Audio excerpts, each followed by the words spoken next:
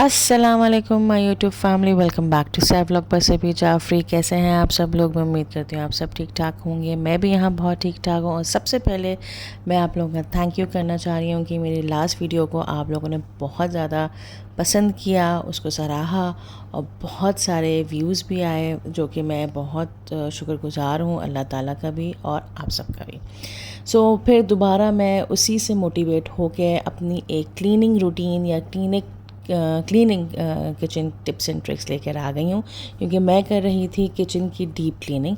तो उसी के दौरान जो जो मुझे टिप्स नज़र आए तो मैंने कहा वो भी मैं आप लोगों को बताऊँ। तो सबसे पहले जो आपने स्टोव के बर्नर्स देखे हैं तो उनको मैंने धोने से पहले या रगड़ने से पहले मैंने उन लोगों को एक बाउल में पानी में डुबो के रख दिया। क्यों? क्योंकि उसकी जितनी भी चिकनाई है या जितनी भी उसकी ज़ंग है वो निकल जाएंगे। और उसके अंदर मैंने सिर्फ डिटर्जेंट और मैंने साथ साथ सोडा भी डाला था, जो कि मैं आगे वीडियो बनाना भूल गई। लेकिन डिटर्जेंट के साथ मैंने सोडा डाला था और साथ साथ मैंने विनेगर डाला था, ठीक है। और फिर यहाँ पे जो है फिर चूल्हे के ऊपर जो है मैंने इसके अंदर भी वही सारी चीज़ें डाली थी। सोडा डाला और सोडा डालने के बाद जो है वो डिटर्जेंट डाला था और साथ साथ विनेगर भी डाला था और फिर मैंने इसको छोड़ दिया था। अभी आपको फास्ट फॉरवर्ड में लग रहा होगा कि मैं फ़ौरन साफ़ कर रही हूँ, नहीं, मैंने थोड़ी देर छोड़ा था और उसके बाद लेमन से भी इसको रगड़ा था। और ख़ासतौर पे ये जो मेरा ब्लैक बीच का हिस्सा है, आई डोंट नो पता नहीं क्यों हो गया, या तो कुकिंग इसमें ज़्यादा होती है। और ये इसके अंदर मैंने हाथ टच करके देखा है तो इसके अंदर बिल्कुल ग्रीसी नहीं है ये, कि आप लोग समझ बैठे हैं कि ये ग्रीस है, तो ये ग्रीस नहीं है, बिल्कुल क्लियर है। लेकिन पता नहीं ब्लैक स्पॉट कैसे जाएंगे, लेकिन आहिस्ता आहिस्ता चले जाएंगे। तो बहरहाल इस तरह मेरा हो गया था स्टोव जो है वो क्लीन। और फिर ये बर्नर्स की बारी आई तो बर्नर्स जब मैंने भिगो दिए थे, तकरीबन मैंने 15-20 मिनट के लिए भिगो दिए थे। और उसके बाद जो है आप अपना जो जूना होता है उससे अच्छी तरह रगड़ दें और ये देखें कितने अच्छी तरह क्लीन हो गए ये बर्नर्स। तो ये थी टिप नंबर 1। और ये इस तरह देखें स्टोन जो है, स्टोन कह रही हूँ, सॉरी, स्टोव जो है वो बिल्कुल क्लीन हो गया। अब जो दूसरी टिप है जो मैं बता रही हूँ, इसके अंदर मैंने लिक्विड बनाया है, उसके अंदर ये सारी चीज़ें डाली हैं, जिसमें डिटर्जेंट है, लेमन है और सोडा है और प्लस लिक्विड मैक्स है। और फिर उसके बाद मैंने अपनी जो वॉल्स हैं उस लिक्विड से साफ़ की हैं। अच्छा, वॉल्स में ये जो आप दरारें आप देख रहे हैं, तो ये दरारें जो हैं ये ना किसी फोम से जाती हैं ना किसी जूने से जाती हैं। तो मैंने इसके लिए क्या इस्तेमाल किया है, मैंने ब्रश यूज़ किया है। आप ब्रश के अलावा कुछ और नोकीली चीज़ यूज़ कर सकते हो, कि अगर आप इन टाइल्स के बीच में यानी दरारों में आप कर सकें तो आप वो भी कर सकते हैं। फ़िलहाल मेरे पास ब्रश था, एक टूल आप कह सकते हैं कि brush is also a tool for cleaning, तो मैंने वो यूज़ कर दिया। वही उसी क्लीनर से यानी उसी लिक्विड से जो है मैंने स्लैब को भी अच्छी तरह साफ़ किया था, यानी उससे साफ़ कर दिया था और क्लीन हो गया था। अब जो टिप्स हैं जो हैं ये हैं कि आप जब अपना स्लैब इतनी अच्छी तरह, इतनी मेहनत की तरह साफ़ करते हैं तो आप इसके ऊपर स्पून ना रखें। इस तरह आप कोई स्पून होल्डर ले लें या आप कोई प्लेट ले लें, तो उसके ऊपर आप खाना पकाते हुए स्पून रखा करें। यानी आप इतनी मेहनत करते हैं अपना स्लैब साफ़ करने के लिए, तो आप इस तरह नहीं करेंगे, यानी सर्विंग स्पून या पकाने वाला का चम्मच जो है आप इस तरह नहीं रखेंगे स्लैब के ऊपर, तो स्लैब भी आपका कम से कम 2 या 3 हफ्ते तक साफ़ रहेगा। और मैं भी ये वाली डीप क्लीनिंग जो है महीने में 2 दफ़ा करवाती हूँ। और साथ ही साथ खाना पकाते पकाते अगर आपसे कुछ गिर जाए तो उसको उसी वक्त साफ़ कर दिया जाए। मतलब ये छोटी छोटी टिप्स मैं आपको बता रही हूँ ड्यूरिंग माई डीप क्लीनिंग। मतलब मैं आपको ख़ास तौर पे नहीं बता रही हूँ कि ये टिप है वो टिप है। डीप क्लीनिंग करते हुए छोटी छोटी टिप्स का अगर आप ख्याल रखेंगे तो आपका किचन कम से कम सफाई के 1 महीने तक तो अच्छी तरह साफ़ रहेगा। बीच बीच में हल्की फुल्की आप सफाई करवाते हैं। ऑब्वियसली किचन वो जगह है कि जहाँ पे रोज़ काम होता है, रोज़ कुकिंग बनती है, तो रोज़ सफाई की ज़रूरत होती है। लेकिन जो सफाई अगर आप इन चीज़ों का ध्यान रखेंगे तो आपको रोज़ाना डीप क्लीनिंग नहीं करनी पड़ेगी।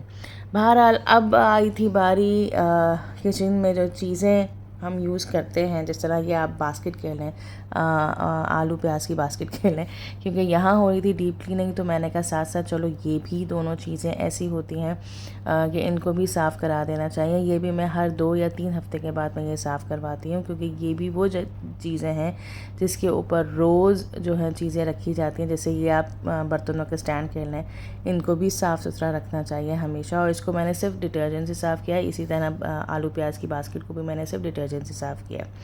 साथ साथ फिर आई थी बारी खिड़की की। अच्छा, खिड़की की जाली जो है, ये है टिप कि खिड़की की जाली को मैं कभी भी ब्रश से साफ़ नहीं करती।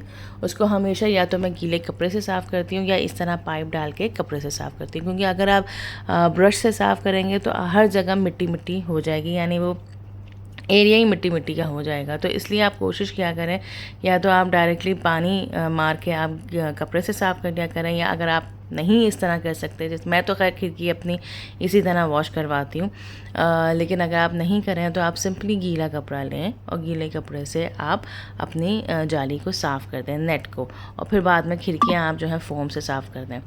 फिर आई थी बारी टैप की।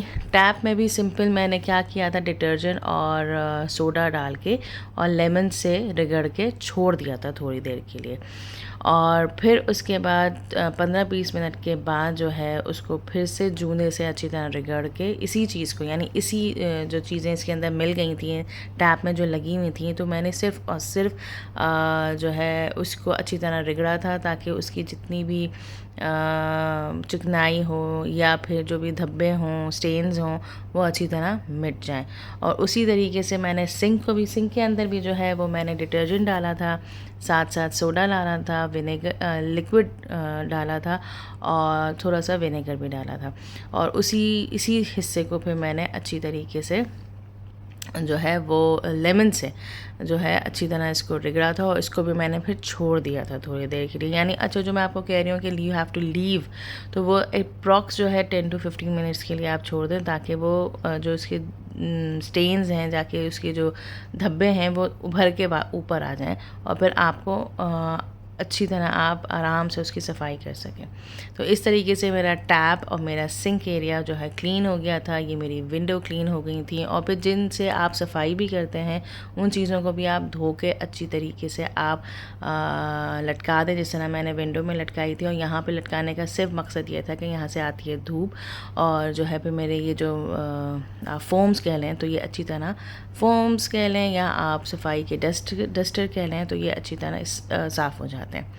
अब जैसे कि मैंने आप लोगों को बताया था कि मैं डीप क्लीनिंग कर रही हूँ, कि ऑब्वियसली मैं हर चीज़ की कर रही हूँ, तो जो मुझे समझ में आई तो वो मैं आपको बताती रहती हूँ। जैसे कि ये है ट्रे, हर किसी के घर में होती है ये वाली ट्रे, जिसके ऊपर ये अपनी ऑयल की सारी चीज़ें रखते हैं या घी की सारी चीज़ें रखते हैं। मेरे घर में सिर्फ ऑयल यूज़ होता है, मैं घी बहुत कम वेश यूज़ करती हूँ, और जब यूज़ करती हूँ तो मैं लेकर आती हूँ, वरना मैं नहीं लेकर आती। तो तेल के लिए ये 2 बॉटल्स हैं शीशे की, एक तो वही आपकी सिंपली ग्रीस करने की, और एक नॉर्मल जो मेरी एक जग है उसमें मैं तेल रखती हूँ। इसके अंदर भी मैंने जो है डिटर्जेंट डाल के और लिक्विड डाल के दोनों को मिक्स करके इसको अच्छी तरह शेक करके छोड़ दिया था, ताकि इसकी जो चिकनाई है वो ऊपर आ जाए, यानी थोड़ी सी सफाई करने में आसानी हो। तो फिर उसके बाद मैंने फोम से अच्छी तरह साफ़ कर दिए थे। अच्छा, इसके जो कैप में है, जो कॉर्नर्स में है, तो काफ़ी मिट्टी और काफ़ी ऑयली हुआ था, तो फिर मैंने उसको ऑब्वियसली ब्रश से साफ़ किया और फिर इस तरीके से और रख दिया था। अच्छा, और फिर जिस ट्रे के ऊपर आप रखें इन बॉटल्स को, उसके ऊपर आप टिश्यू रखें। क्यों? क्योंकि इससे फिर वही बात आ जाती है कि आपका किचन जो है एटलीस्ट 1 हफ़्ता या 2 हफ़्ता ये वाली ट्रे साफ़ रहती है और ऑयली नहीं होती, क्योंकि आप रोज़ आप ऑब्वियसली ऑयल के यूज़ करते हैं, और एटलीस्ट दिन में आप 2 से 3 मरतबा ऑयल की बॉटल को तो यूज़ करते ही करते हैं। तो आप जब ऑयल की बॉटल को यूज़ करके इस टिश्यू में रखेंगे तो सारा तेल जो है वो ऑब्वियसली आप जज्ब होगा आपके टिश्यू पे। तो इस तरीके से वो ट्रे आपकी साफ़ रहेगी, और फिर हफ्ते में 1 दफ़ा या हफ्ते में 2 दफ़ा उस ट्रे को धोकर फिर दोबारा रख दिया करें। और फिर जो है मैंने दोबारा लिक्विड बनाया। अच्छा, मैं दोबारा आपको लिक्विड इसलिए बता रही हूँ क्योंकि मुझसे जो है स्प्रे बॉटल में पता नहीं, मुझे सेटिस्फेक्शन नहीं होती कि मैं स्प्रे बॉटल में लिक्विड डाल के रख दूँ। मैं जब तक फोम से अच्छी तरह सफाई ना कर लूँ मुझे सेटिस्फेक्शन नहीं होती। और ये वैसे भी मेरी डीप क्लीनिंग हो रही थी, या चलो आप रोज़मर्रा के लिए आप अपनी स्प्रे बॉटल बना लें, वो भी मैं आपको बाद में किसी वीडियो में मैं बताऊंगी। लेकिन फ़िलहाल मैं इसी तरह जो है बॉक्सेस में जो है लिक्विड बनाती हूँ। और फ्रिज के लिए भी मैंने जो डाली थी वो मैंने सिंपल डिटर्जेंट डाला था और लिक्विड डाला था, और साथ साथ मैंने लेमन का रस डाला था, यानी नींबू डाले थे, और उसको अच्छी तरह मिक्स करके फिर मैंने फ्रिज और फ्रीज़र मेरे अंदर से साफ़ हो गए थे, और फिर जो है ना मैंने उसको साफ़ कर लिया था। और फिर फ्रिज साफ़ करने के बाद भी ये जो डोर है, दिन में 1000 दफ़ा ये फ्रिज खुलता है, बंद होता है, तो इसलिए आप इस डोर के ऊपर या तो टिशू या कोई कपड़े से आप इसको कवर कर दें ताकि आपके धब्बे ना पड़ें, क्योंकि ये भी बहुत मेहनत से साफ़ होता है। लास्ट बट नॉट लीस्ट अब आती है बारी टोकरी की, कि उसको आप किस तरह सफाई के बाद उसमें आप चीज़ें रखें। आलू प्याज को आप नॉर्मली विदाउट एनी बेस आप ना रखें, कुछ भी पेपर हो या न्यूज़पेपर हो या टिशू पेपर हो वो रखें। मैं जो हूँ अमूमन एलुमिनियम फॉइल रखती हूँ, लेकिन अभी मेरे पास वो ख़त्म हो गई थी, और एलुमिनियम फॉइल मैं इसलिए रखती हूँ क्योंकि वो ज़्यादा देर तक चलती है। ये जो मैंने रखा है वो रखा है बटर पेपर, वो भी डबल लेयर करके मैंने बटर पेपर को रखा है ताकि ये भी ज़्यादा चले। और दूसरी टिप ये भी है, इसको भी आप टिप कह सकते हैं, कि प्याज की टोकरी को हमेशा किचन से बाहर रखें ताकि आपकी किचन में स्मेल ना आए, कि अगर आलू कहीं से ख़राब हो या प्याज कहीं से ख़राब हो तो उसकी स्मेल ना आए। तो ये था व्लॉग, मेरा cleaning vlog, deep cleaning kitchen vlog था, जिसमें मैंने आपको छोटी छोटी टिप्स दी। आई होप कि आपको वो टिप्स पसंद आई होंगी, और ये भी हो सकता है कि वो आप करते भी होंगे, लेकिन मेरा काम था कि मैं आप लोगों के साथ शेयर करूं अपनी क्लीनिंग टिप्स, तो मैंने की। और इस वीडियो को भी उतना ही लाइक करिएगा, उतने ही शेयर करिएगा जितना आप लोगों ने लास्ट वीडियो को शेयर किया, और कमेंट बॉक्स में भी लिख के बताइएगा कि आपको ये वीडियो मेरी कैसी लगी। और लास्ट व्लॉग में जिन जिन लोगों ने क्वेश्चन पूछे हैं, इंशाल्लाह वो वाला व्लॉग भी जल्द से जल्द आएगा। Till then, like my channel, subscribe my channel, hit the bell icon, like it and share it. Till then, bye bye. See you in next vlog. Allah Hafiz.